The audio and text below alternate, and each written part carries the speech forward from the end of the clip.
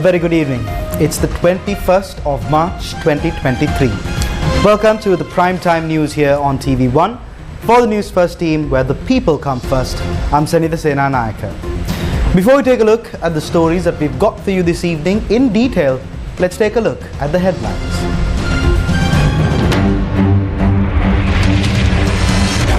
IMF credit facility signals end of bankruptcy status, says President.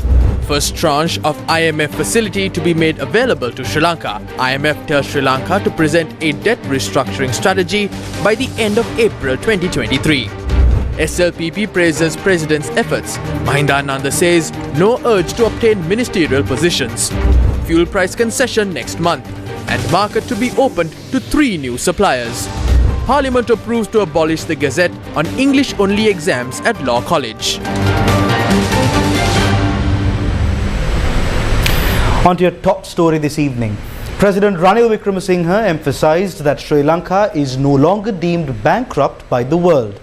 In a special statement following the approval of the extended credit facility by the Executive Board of the International Monetary Fund, the President said a full statement will be made to Parliament on Wednesday. ජාත්‍යන්තර මූල්‍ය අරමුදලේ කළමනාකාර මණ්ඩලය ශ්‍රී ලංකාව සමග Yesterday, the Executive Board of the International Monetary Fund approved the extended fund facility for Sri Lanka. That approval sends a signal that Sri Lanka has the strength to restructure its debt. Sri Lanka will no longer be considered as a bankrupt nation. Therefore, we can now commence trading. In addition, our reserves will be developed, and thus import restrictions will be lifted gradually. Essential goods, medicines and material required for the tourism sector will be included in the first round of that process. We need to go forward as per this agreement. My duty right now is to thank the countries that supported us in this process, the International Monetary Fund and the World Bank for their support. I will make a complete statement on this matter in Parliament tomorrow, and the agreement will be tabled in Parliament. රටවල් සියල්ලටම IMF ලෝක බැංකුවේ ප්‍රධානීන් දෙන්නටත් මගේ ස්තුතිය ප්‍රකාශ කරන්න. මේ ගැන මම සම්පූර්ණ ප්‍රකාශයක් පාර්ලිමේන්තුවේ හෙට කරනවා. ඒ වගේම ගිවිසුමත් Peter Brewer, the senior mission chief for Sri Lanka, told at a briefing that the International Monetary Fund will enable an immediate disbursement equivalent to about $333 million for Sri Lanka under the Emergency Fund Facility Program. He said that Sri Lanka will be the first country to undergo a governance diagnostic exercise by the IMF. The IMF facility will also allow for budgetary support. Peter Brewer, the senior mission chief for Sri Lanka, and Masahiro Nozaki, the IMF mission chief for Sri Lanka, held a joint briefing to elaborate on the IMF package for Sri Lanka. This is for the fiscal budget support. The amount disbursed in 2 days, around $303 million worth of SDR, will be available for the government to use. Under the IMF program agreement between us and the authorities will develop a plan for the phased removal of import restrictions, exchange restrictions, and other restrictions related to balance of payment. And that plan is due by June 2023. So this is a plan, but this shows one important implication of IMF-supported program. It allows the country to gradually normalize its balance of payment so that these restrictions can be relaxed gradually over time. And then over time, under the program, Sri Lanka will rebuild its international reserves, so that will also help normalization of balance of payment transactions. So that leads to resolution of balance of payment problems. The authorities commit to implement flexible exchange rate, meaning that it will allow market to determine the exchange rate with the intervention restricted to adverse market conditions. And another important feature of the program is that the central bank commit to purchase foreign exchange US dollars amount of $1.4 billion US dollars in 2023. It's an outright purchase from the market, foreign exchange market. That will help rebuild the reserves. And that effort, allowing exchange rate flexibility is going to be important. And that is why the exchange rate flexibility is one important pillar of the program. The reform program, supported under the Emergency Fund Facility arrangement, is built on strong policy measures and priorities. An ambitious revenue-based fiscal consolidation accompanied by stronger social safety nets, fiscal institutional reforms, and cost recovery-based energy pricing to ensure the state's ability to support all its essential expenditures. Restoration of public debt sustainability, including through a debt restructuring to ensure stable financing of the government's operations. A multi-pronged strategy to restore price stability and rebuild reserves under greater exchange rate flexibility in order to alleviate the burden of inflation, particularly on the poor, to foster an environment of investment and growth, and to ensure Sri Lanka's ability to purchase essential goods from abroad. Policies to safeguard financial sector stability to ensure that the financial sector can play its key role in supporting economic growth. Structural reforms to address corruption vulnerabilities and enhance growth. We emphasize the importance of anti-corruption and governance reforms as a central pillar of the EFF-supported program. They're indispensable to ensure the hard-won gains from the reforms benefit the Sri Lankan people. Have committed to fundamentally improve public financial management and strengthen the anti-corruption legal framework in line with the United Nations Convention Against Corruption. Sri Lanka will be the first country in Asia to undergo a governance diagnostic exercise by the IMF. We very much look forward to further engagement and collaboration with stakeholders and civil society organizations in this critical reform area.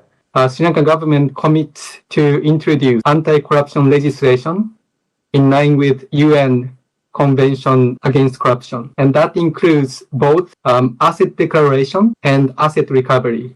In the near term, the anti-corruption law and asset recovery part takes a little bit more time, and then that is going to be addressed by March 2024. On top of that, the governance diagnostic will further recommend the specific reform in the anti-corruption area.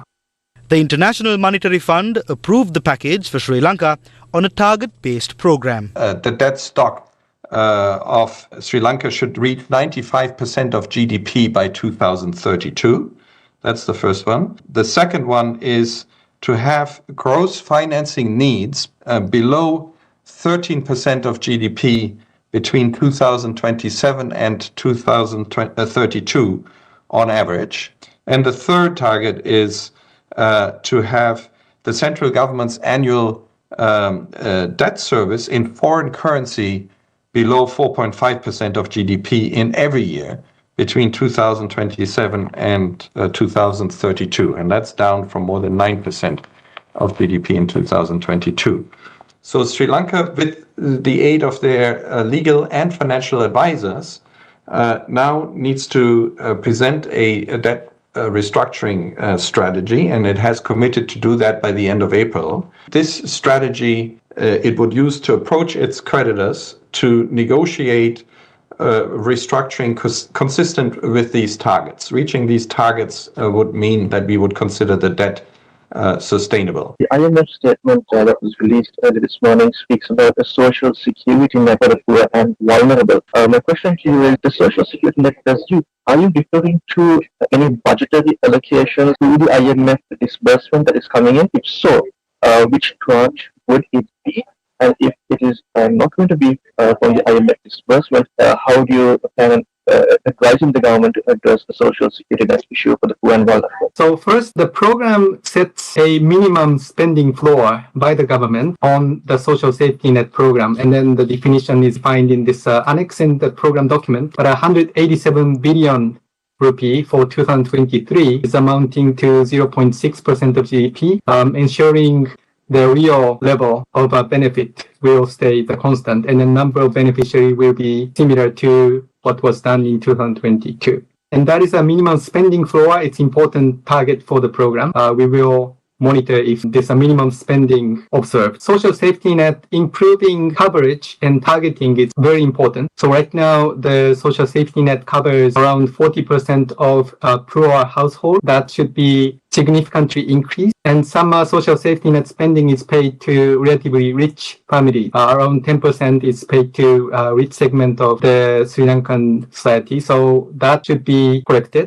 This reform will be done throughout 2023. Important milestone is mid of this year, approval of the welfare benefit payment scheme that is detailed in our structural benchmark table 2 of MEFP. The IMF's disbursement is not tied to specific spending. That is a difference perhaps from other program or project loans from other international creditors or lenders. In the case of IMF, this amount is used by the government, and then it doesn't attach to specific spending. The IMF also responded to questions on protests against taxes. The efforts to increase tax revenue should be pursued in a growth-friendly manner while protecting the poor and the most vulnerable. And it is important that those who can afford it make commensurate contributions to the financing of necessary government expenditures. The tax package the authorities have introduced include the new tax rate schedule, including the new tax rate schedule for personal income tax, helps to meet these objectives. And the tax rates proposed under the authorities program are also in line with similar countries who are contributing to Sri Lanka's support package through the IMF. So it's important to remember that there are many countries out there who have income levels that's comparable or maybe less than Sri Lanka, with much higher income tax rates. And so they are looking to Sri Lanka to implement appropriate reforms. Masahiro Nozaki, IMF mission chief for Sri Lanka, said the IMF has never recommended to delay elections. I'd like to say that the IMF does not intervene in any country's electoral governance processes.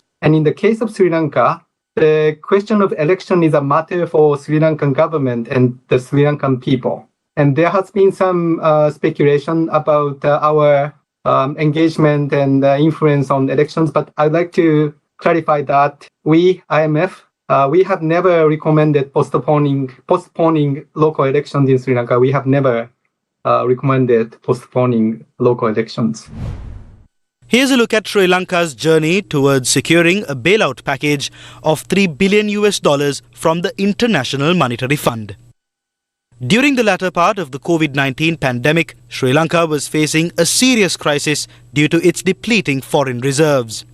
The then Sri Lankan administration decided to impose multiple controls on imports and went on to the extent of completely banning chemical fertilizer imports in 2021. However, none of these efforts were successful. Experts repeatedly pointed out that Sri Lanka must approach the International Monetary Fund for a bailout program. However, the Gotabaya Rajapaksa administration maintained a stance that Sri Lanka was not facing a forex crisis and dismissed those appeals. While Sri Lanka's crisis was worsening by the day, a decision was made on the 18th of January 2022 to settle $500 million worth of sovereign bond with the already low reserves. Proving that this was a very wrong decision, Sri Lanka then went into crisis with a serious shortage of fuel and cooking gas. As the crisis worsened, the people took to the streets against the government, and then government scrambled to find solutions to the brewing issues and eventually obtained fund facilities from India, China and also Bangladesh. Eventually, the then finance minister was compelled to reach a decision to approach the International Monetary Fund. නිල වශයෙන් අපි මේව කරලා නැහැ. නමුත් අපි ලිඛිතව ඉල්ලලා තියෙනවා උන්ගේ සහයෝගය අපිට දෙන්න කියලා විශේෂඥ දැනුම උපදෙස් බාර ගන්නවද නැද්ද කියන එක මට තනියෙන් කරන්න පුළුවන් කමක් නැහැ. Weeks after this announcement, it decided to allow the exchange rate to move flexibly on March 7th, 2022, and the result was that the US dollar, which had hovered around 202 rupees for a few weeks, crossed 360 rupee mark in a few months. When the negotiations with the International Monetary Fund were underway, the then government made sure not to disclose its nature, and the current president, who was an opposition MP at the time, repeatedly questioned the government over the agreement. රජයෙන් කිසිම විනිවිදභාවයක් හෝ කැපවීමක් අද වෙනතුරු අපි දැකලා නැහැ. අදාළ දත්ත අපිට ලබා ගැනීමට හෝ ජාත්‍යන්තර මූල්‍ය අරමුදලේ සම්පූර්ණ වාර්තාව පාර්ලිමේන්තු ඉදිරිපත් කිරීමට උන් අපොහොස් වී ඇත. සමා වෙන්න මේ IMF වාර්තාව අපිට තාම සම්පූර්ණයෙන් ඇහිලා නැහැ. ඒගොල්ලෝ කියලා තියෙන එව්වා කියලා. නෑ නෑ අපිට ඇහිලා නැහැ. එහෙනම් අපි අහමු එතන මේ මං ජනාධිපතිතුමා දැන් හරි යාට එන්න කිව්වොත් අපිට මේ කතා කරලා විශ්ල ගන්න. ඒක ඇහිලා නැහැ. අපි ඒක යවලා තියෙනවා. අපිට ඩ්‍රාෆ්ට් එක එවලා තියෙනවා. ඩ්‍රාෆ්ට් එක අපි අපේ අදහස් එක්ක පිළිගන්නවා ඩ්‍රාෆ්ට් එක ආවා කියලා. මෙතෙක් කල්ක ආවේ නැහැ කියලා. 2 weeks after this meeting, on the 6th of April 2022, Dr. Nandalal Veerasinghe took up the post of Central Bank Governor during what were considered the most challenging times for Sri Lanka. Dr. Nandalal Veerasinghe believed that the only solution to the crisis that Sri Lanka was in was to enter into an IMF-supported program, and he took the first step in this regard by announcing that Sri Lanka would default on its debt on the 12th of April 2022. Sri Lanka then commenced talks with the International Monetary Fund in a more broader scope. Following several rounds of discussions, an IMF delegation visited Sri Lanka to commence more decisive talks on the 24th of August 2022. Sri Lanka reached a staff-level agreement with the IMF on a 4-year program amounting to $3 billion supported by the Extended Fund Facility on the 1st of September 2022.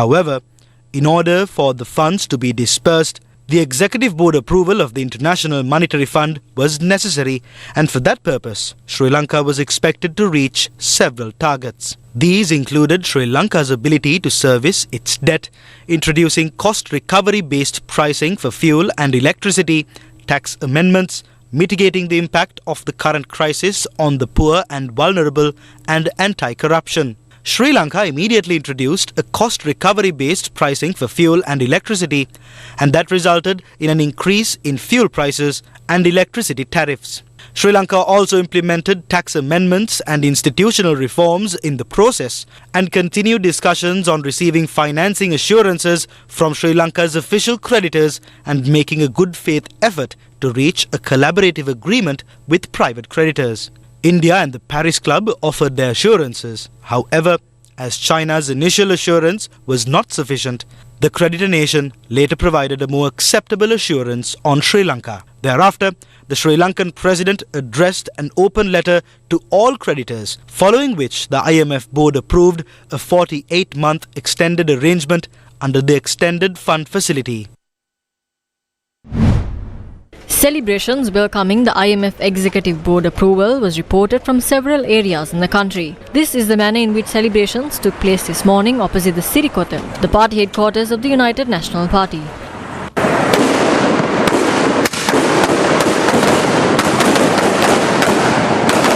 Celebrations also took place in Hatton welcoming the IMF Executive Board approval.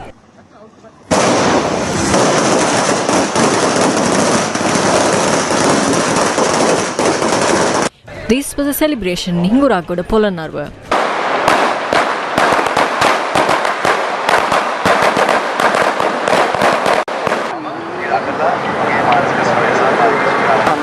The celebrations in Eravur town, Batiklo, took place opposite Minister Nazir Ahmad's office.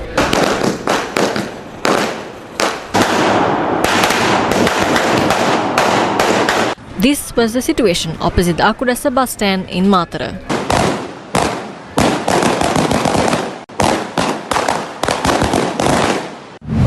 Views were expressed in Parliament following the approval of the extended credit facility by the Executive Board of the International Monetary Fund.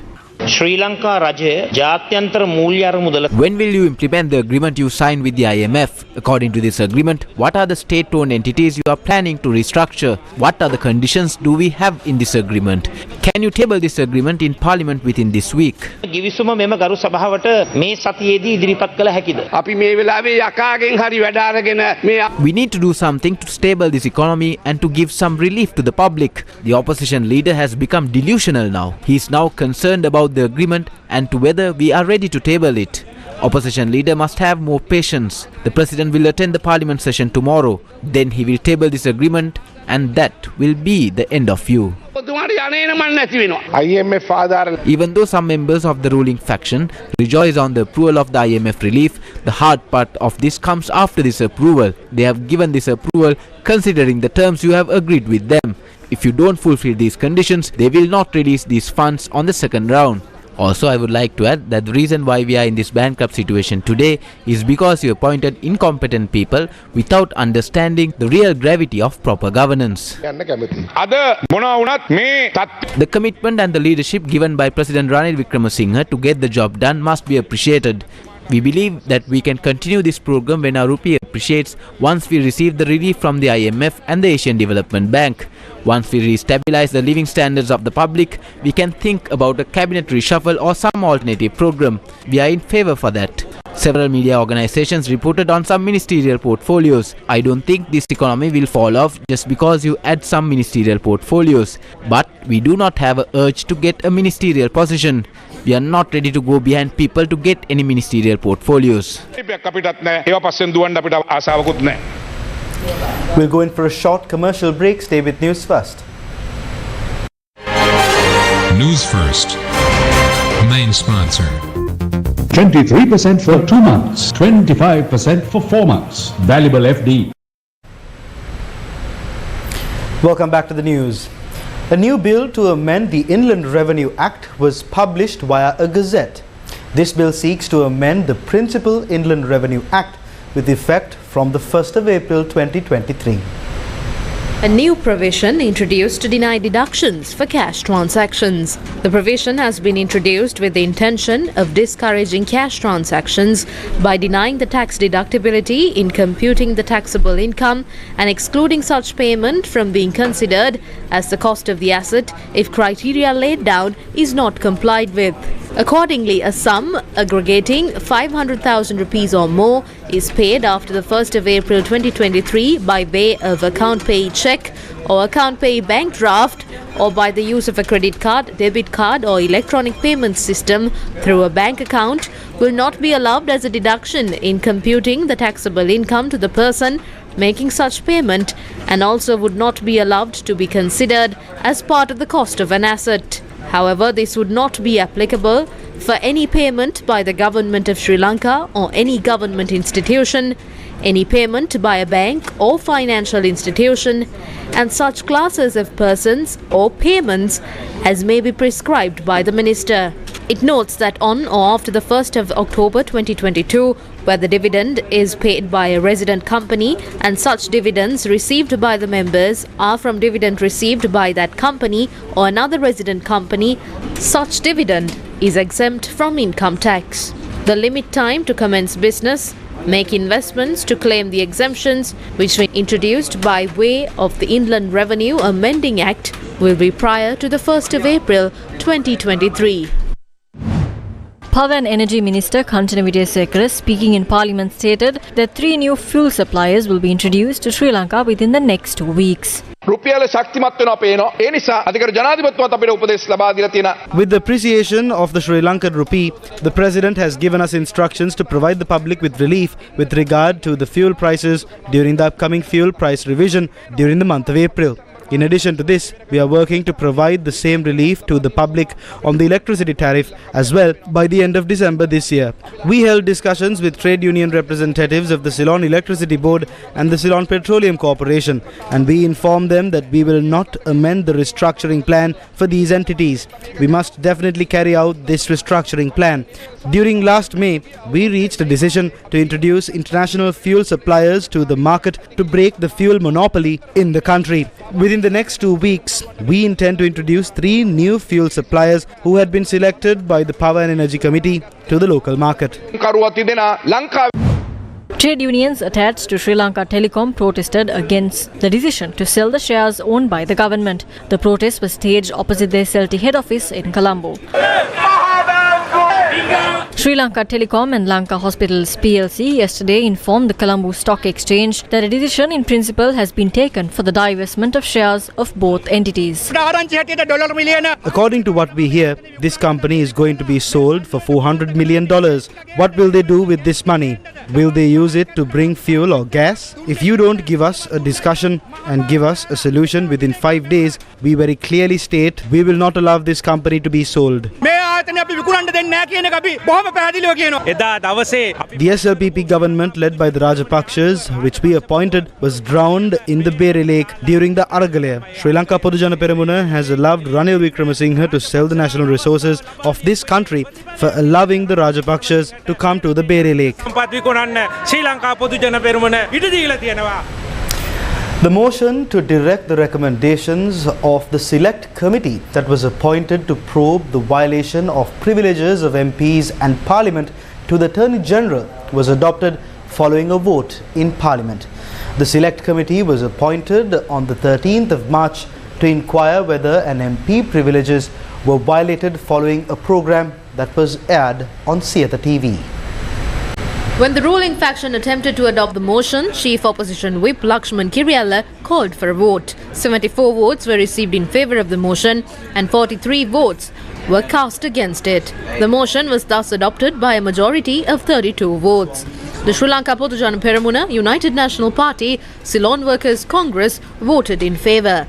The Samagi Janabalawegaya, Jatika Janabalawegaya, Freedom People's Congress and the Uttara Lanka Sabhagaya voted against it. The Tamil National Alliance, Tamil National People's Front and MPC Vigneswaran were not in Parliament during the vote. This is an attempt to intimidate the media institutions and crack down on journalists. This should have been done by recording facts from the other party. The other party was denied that opportunity. Who is the MP who made the complaint on the violation of parliamentary privileges? That is yet to be revealed. Who is trying to control Parliament? We cannot accept the suppression that is going to take place under the guise of parliamentary privileges. We wish to know who made this complaint. This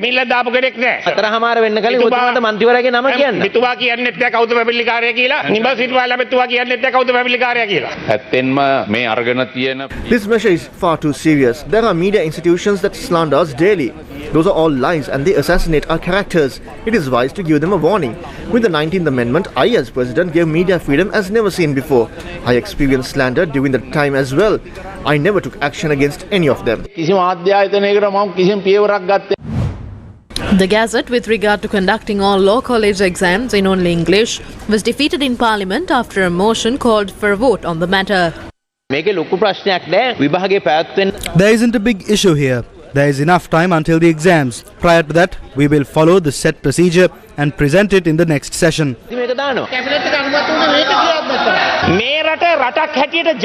If we are to take this country to the world, we must change this.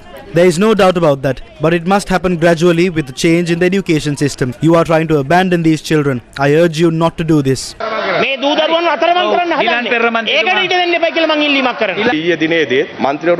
There was a discourse among the MPs yesterday regarding the procedure that was used to introduce this. Therefore, there is no need to debate over this. If there is an issue like that, we can correct it today itself. The exam is in April. We will reintroduce this without disrupting the exam.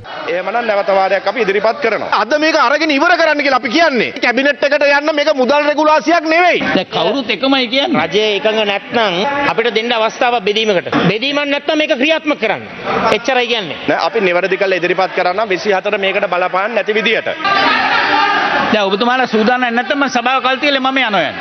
මේක හරියට පළාත් පාලන මැතිවරණය වගේ වෙන්න දෙන්න එපා. ඒක හරි. දැන් මොකද කරන්නේ? මම දාලා දුර කරන්නේ. ඒකට රුලින් එකක් දෙන්න කියන්නේ. ගරු කතානායකතුමනි අපේ විරුද්ධත්වයක් නැහැ. මේක දැන් න්‍යාය පත්‍රයේ තියෙනවා. ඔබතුමා නියෝග කරනවා නම් මේක අරගෙන ඉවර කළා හැකියි. අයිටම් 1 ආරයි. සභාව එකකද? Thus, one vote was received that the relevant examinations should be held in the English language only, and 113 votes were received against the Gazette. Only MP Chandima Veerakodi voted in favour of the Gazette. ආණ්ඩු පක්ෂ කවුරුවත් පක්ෂව දීලා නැහැ. දැන් මම අහන්නේ දැන් ආණ්ඩු පක්ෂයේ ඉන්න ඔක්කොම විරුද්ධව දුන්නා. එතකොට මේ කැසට් එක ගෙනාවේ මොන භූතයේද? කරුණාකරලා භූත බලවේගයක් විසින්ද මේක ගෙනාවේ? ගරු මන්ත්‍රීතුමා මේ මාතෘකාව දැන් ඉවරයි. We'll go in for another commercial break. Stay with us. A trusted place for your fixed deposit. Valuable FD. 23% for 2 months. 25% for 4 months. Valuable FD. A symbol of stability. Welcome back to the news. The body of one young man who was reported missing after going for a swim in the Allavala Falls in Vellavaya was recovered on Tuesday evening. However, 3 others who had gone with him for a swim remain missing. 10 young men had visited the Allavala Falls on Tuesday morning for a swim. Newsfirst correspondents said that 4 of them were later reported missing. Following a massive search carried out by the locals and Sri Lanka police, the body of one person was recovered.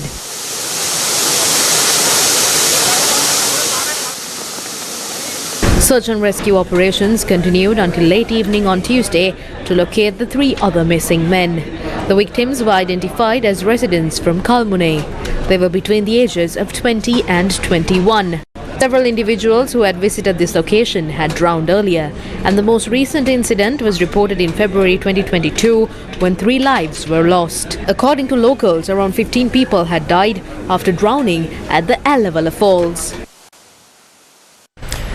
Sri Lanka's Tanya Polonwittu-Wettamuni has been selected as the EY Winning Women Asia Pacific 2023. Tanya Polonwittu-Wettamuni is a self-made entrepreneur and group managing director of IAS Holdings Private Limited, an entity that she created in 2016 after 20 years of serving in the field of logistics. At the beginning of 2023, Tanya was awarded the Presidential Award for the Most Outstanding Export-Oriented Women Entrepreneur 2022 Services and Silver Award in the Large Enterprise category at the Women's Chamber of Industry and Commerce Pratibhabhisheka Women Entrepreneur Awards. The EY Winning Women Asia Pacific program identifies women entrepreneurs from Asia Pacific whose businesses show real potential to scale and then helps them to do it. Newsfirst spoke to Tanya Polonwittu regarding this accomplishment. IAS Holdings was started just before COVID. Today, we have grown the company to 20 billion Sri Lankan rupees with 300 employees and 4 subsidiaries, out of which 2 are joint ventures with multinationals. I'm delighted and very humbled to be recognized as EY Winning Women for Asia Pacific region, which includes Singapore, Malaysia, Thailand, Philippines and Vietnam. This recognition is for the entire industry, paving the way for young entrepreneurs to see the opportunity in the field of logistics and freight forwarding. More so, it breaks the perception that industry is male dominated. Today marks another day of the 4th phase of LOLC Divisavya program, a community upliftment initiative aiming to empower our own citizens. Today's programs were centered around the Kandy district. Exercise books and other stationery are distributed among school children under the Divisavya program. This worthy initiative is a collaboration between the LOLC group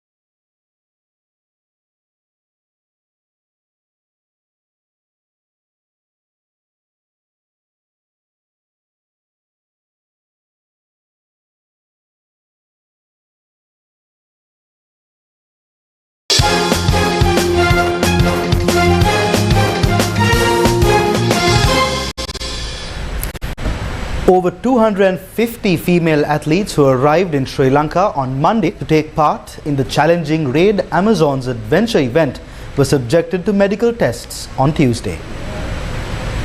Preparations have been made for the Raid Amazons adventure event that is to take place tomorrow. This morning, all members of the team underwent a medical examination and engaged in preparations today. I came to Sri Lanka for the Raid Amazon, and so far it's been really beautiful, very welcoming. I love the dances, the costumes, everything. The weather's great, the scenery is really beautiful. I want to leave Raid Amazon to live something exceptional, and it's a big surprise because here in Sri Lanka people are really friendly, and it's exceptional the way we are welcome here in the land. I think this adventure is exceptional, and I feel good, and I'm happy to be here. Orienteering, mountain biking, canoeing, riding, running and archery are scheduled to start from tomorrow. The organizing committee said tomorrow morning at 6:30 a.m. the 11-kilometer race will start from the Hantan area of Kandy, and after that they will be engaged in various activities. Of the 11 nations that have hosted Raid Amazons over 23 years, Sri Lanka has done so more than any other country at 6 times, with Cambodia and Mauritius in second place, each hosting 3 times.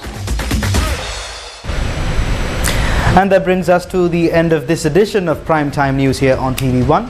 For the News First team, I've been Senida Senanayaka. Take care and stay safe.